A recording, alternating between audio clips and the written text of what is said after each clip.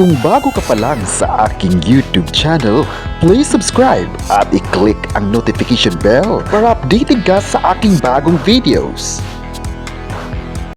Araw mga ka-plus. Yes, magandang araw. Okay, so welcome at ito po yung panibagong yugto at panibago na naman yung mga viewers na ating makakasama sa mga susunod na mga videos dito nga sa Plus Balita. Anyways, ako si Kenneth. Ako naman si Mai. Para sa 24/7 na nakatutok, Kung saan plus sa kwentuhan, plus sa updates, plus balita.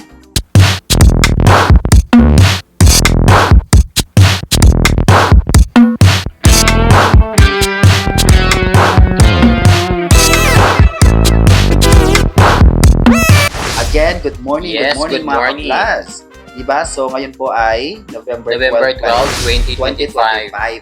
At syempre, nais nating imbitahan ang ating mga viewers na nakatutok. Yes, Diba? At oo. para po sa kaalaman ng lahat, ay dito po muna tayo mag-upload ng mga videos. Sa mga bagong videos. Diba? Kasi nga nagkaroon ng problema yung una nating channel, diba? Well, anyways, pero kahit man ay nagkaroon ng problema, patuloy pa rin tayo magbibigay ng updates sa ating mga ka-plus viewers na nakatutok ngayong umaga po ng November 12. At syempre, panibago na naman yung mga topics na ibigay natin sa ating mga ka-plus viewers. At syempre, ibibigay na yan ni ka-plus Mike. So ito yung plus balita natin ngayong umaga. Kim Pao trending worldwide ang series. Wow. Ito yung So, sa ito yung The The Alibay, Alibay. diba? Kasi Oo. syempre, ka-plus Mike, yung mga yung pagpapalabas nga ng The Alibay sa Prime Video ay talagang sinusuportahan, talaga online. pinag-usapan at trending worldwide. Diba? Kung makita mo ka-plus Mike, maraming mga topics na related to The Alibay ang nagsabing nagandahan talaga sila sa pagpapalabas. Sa unang episode na talagang pinag-usapan sina Kim Chiu at Paolo Abilino na ayon pa nila isang magandang teleserye nga ang The Alibay series. Tsaka ang ganda kasi ng mga yung mga buka ng mga dulat. Yung angles, si diba? Kim, napanood ko yung video niya sa TikTok na ako napanood. Ang ganda, ang galing niya, no? Yes, kasi nga nakaka-inspire naman talaga ang kanilang unang episodes. Kasi nga, isa ito sa dahilan kung bakit nag-trending talaga ang The Alibay at dahil din sa pagpapakilig. Kung nakita mo, ka-plus Mike, yung mga eksena doon, grabe. Diba? Parang international, diba? Ibang level yung actingan ni Kim Chiu dito. Yes. Hindi lang si Kim, pati din si Paolo. Si Paolo Abilino. At saka yung mga ibang characters talaga na napabilang din dito sa The Alibay. Kaya nga, trending ngayon, hanggang ngayon November 12, na pinag-usapan talaga ang The Alibay first unang episode. Parang 1 week na ba sila sa Prime Video? Parang Parang 1 week na ata. Sa Friday. Diba? Sa Friday ay 1 week na sila sa Prime Video at hanggang ngayon ay patuloy pa rin yung pag-ariba ng kanilang mga views online. Pinag-usapan talaga online at pinatrending yung bawat episodes. At hindi lang dito sa Pilipinas, pati ay umabot ito sa bansa. ibang bansa na talagang pinag-usapan sina Kim Chiu at Paolo Abilino. At yung nakakatuwa dito ka-plus Mike ay talagang mainit na tinututukan, inaabangan ang kanilang unang episodes na talaga yung bida na sina Kim Chiu at Paolo Abilino. Well, nakita natin dito kung paano nga ba tinatangkilik, ipinaglaban. Kasi nga, marami ang umuwi ng kanilang bahay doon, di ba? Noong November 7, para lang mapapanood sina Kim at Paolo para sa kanilang unang... So dito pala, pala ni Kim Chiu dito ay hinire pala siya ni Paolo. Ni Paolo Abilino. Yun yung nakita natin sa teaser, di ba? Asa ka lang trailer.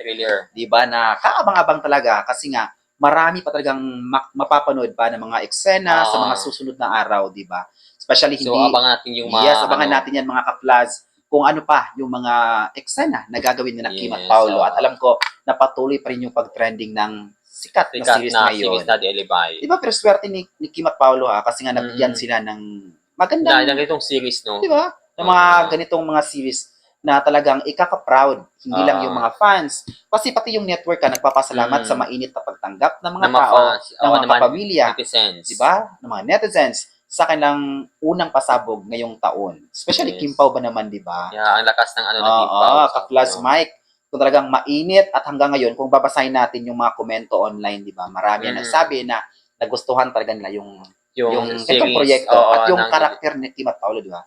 Kasi diba iba yung karakter na ginampanan ni Kim. At ibang-iba ito sa mga unang nagawa nila dati, di ba? Kasi noon daw kasi is ang dami niyang bash na natatanggap ko. Kaya niya bang gampanan yung ito. Yes, pero ngayon ay mas nag-level up. Di ba? Pero maraming mga intriga din na tungkol kay Kim Chiu na hindi daw bagay sa kanya yung karakter niya. Kasi parang daring dito at napaka-sensitive ng mga fans. Kasi si Kim kilala bilang babae na parang hindi sanay sa kanyang sa mga ganyan. Conservative. Talaga. Okay, so abangan natin yan, ka-Plus Mike, kung ano pa yung mga magagawa ng Kim Pao, diba? Sa The Alibi series. Yes, at alam natin kung paano nga ba minahal ng mga viewers sina Kim at Paolo. Kaya nag-trending yung kanilang unang pagpapalabas, unang episode. At hanggang ngayon ay sinusubaybayan pa yung mga susunod na episodes.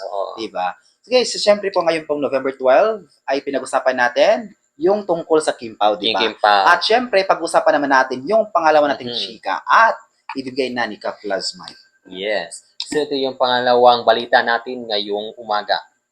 Paolo Avellino at Kim Chiu may pahayag sa The Alibi viewers. Wow, parang ito yung nagpapasalamat sila.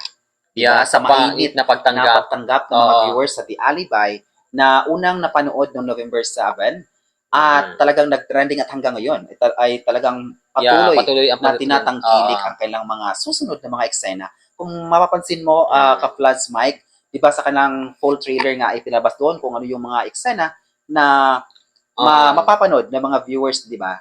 Yung mga mula sa kung paano nga ba iikot yung kwento. Yung kwento ni Stella Marie at ni tapos doon natin nakita na yung connection or yung gawain ni Kim Chiu para kay Paolo Avellino, diba? Na parang hinire siya bilang na gumawa ng isang bagay. At dahil dinapilitan siya kasi nga sa kapatid niya na may problema sa kanyang pamilya. Well, abangan natin kung ano pa yung mga twist na gagawin ng The Alibi para sa mga viewers na patuloy na nag-abang sa Prime Video. Diba? At kaya dito ay patuloy rin yung pagbibigay ng pasalamat ni Kim Chiu at Paolo Avellino para sa mga viewers. Kasi nga, biruin mo ka-Plus Mike, yung kanilang The Alibi series ay talagang iba ito sa mga series na napalabas dati. Parang ngayon parang masabi mo na ang lakas ng tandem talaga ng Kim Pao. Diba? Ang init ng suporta tapos ipinaglaban pa ng mga viewers, diba? Kung may mga intriga, diba? Napansin mo ka-Plus Mike. Nag-respect talaga yung mga fans. Yes, respect talaga kapag may mga issue tungkol kay Kim at Paolo ay to the rescue agad yung mga viewers at ito yung nakaka-proud para sa kanila. At yung buong Kim Paulandia ay talagang nakatutok sa kanila. Anong masabi mo doon, ka-Plus Mike, sa mga patuloy na pagbibigay ng mga positibong komento ng mga netizens para kay Kim? So nakaka-proud yung ganung mga fandom na ipagtanggol talaga nila yung mga yung kanilang iniidolo. Yes, of course. At kahit di ba maraming mga love teams ngayon, pero iba pa rin. Iba yung ng spark ng yung chemistry, iba ng Kim Pao. At nakita natin yung mga viewers natin, yung mga ka-Plus viewers na nakatutok kayong live ay marami silang ibinigay ng mga positibong komento sa unang pagsisimula ng yugto ng The Alibi, diba, sa Prime Video. At nakita natin at nabasa natin online kung ano nga ba yung mga magagandang komento niyon. At isa sa mga nagustuhan nila ay tungkol sa karakter ni Kim Chiu or ni Paolo Avellino, diba? Na talagang ipinaglaban kasi parang si Paolo parang tinago niya yung niya, diba? Yung true identity niya dito sa isa siyang diba, investigative reporter. At parang may something na gusto niyang mangyari. Or gusto niyang kunin ng kasi dito parang may galit siya sa niya, sa papa niya ata. Dito nga. Pero abangan natin kung ano pa yung mga posibleng magaganap. At kasi nga yung nakita natin yung full trailer lang. Diba? Pero mag-iiba pa rin yan kasi nga may marami pa talagang mga dapat abangan yung mga ka-Plus viewers natin dito. Diba? Nakatutok, especially yung mga Kim Pao fans na nakatutok. At dapat nating subaybayan pa yung mga susunod na kwento. Kasi nga, ka-Plus Mike, kung makita natin online, marami talaga ang parang yung topics talaga ay patungkol sa The Alibi. Kung nag-scroll ka sa social media, yung kahit topics talaga. Kahit saan platform, sa FB, sa Facebook, TikTok, saan yan, diba? Instagram, talagang pinag-usapan talaga yung Kim Pao talaga. At saka marami kung mapapansin mo ka-Plus Mike, kung susumahin mo, diba mas marami pa rin yung mga taong nagkakagusto sa The Alibi, diba? Kaya nga, ganun na rin yung pagkasalamat. At syempre, nagpapasalamat din yung ng kanilang direktor sa mainit na pagsuporta, mainit na pagtanggap sa The Alibi first episode. Kaya ngayong araw nga, ay patuloy pa rin yung yung hashtag Kim Pao Forever first episode sa Prime Video. Yung mga ganung hashtag The Alibi. At marami pa tayong aabangan, mga ka-Plus, Diba? So, hintayin natin yung mga susunod na updates ng Kim Pao. Yes. Diba? Oo. Ikaw ka Plus Mike, ano masabi mo sa positive na komento nila? Yeah, so thank you. Thank you masaya. sa patuloy na pag-support sa Kim Yes. Pao na. Abangan natin yan mga ka-Flaz sa mga susunod na updates. Okay, so abangan natin kung ano pa yung mga twist na magaganap sa The Alibi sa Prime Video. At ngayon nga ay patuloy pa rin yung pagtaas ng mga tao na sumusubaybay yes, sa at The naging Alibi. member nga ng Prime Video. Okay, so ngayon pong November 12, 2025 ay ka-Plus Mike, kinag-usapan natin una yung si Kim Pao, trending worldwide ang series. Yes, at yung pangalawa ka-Plus Yes, Paulo Avellino at Kim Chiu may pahayag sa The Alibi viewers. Okay, so ngayon po ay alamin natin sa ating mga ka-Plus viewers kung ano nga bang masabi nyo sa ating topics na pinag-usapan ngayon. So pag-comment na po sa comment section. Yes, at sa mga gusto magpa-shoutout para sa sunod na videos, pag-comment na po at amin po yung babasahin. Okay, so mamaya ay babalik tayo. Yes, mamaya babalik kami sa para sa another na kwentuhan dito pa rin sa sa ating programa. Okay, kami pa rin yung makasama. Anyways, ako si Kenneth. Ako naman si Mike. Para sa 24/7 na nakatutok. Kung saan, Flaz sa kwentuhan, Flaz sa updates, Flaz balita.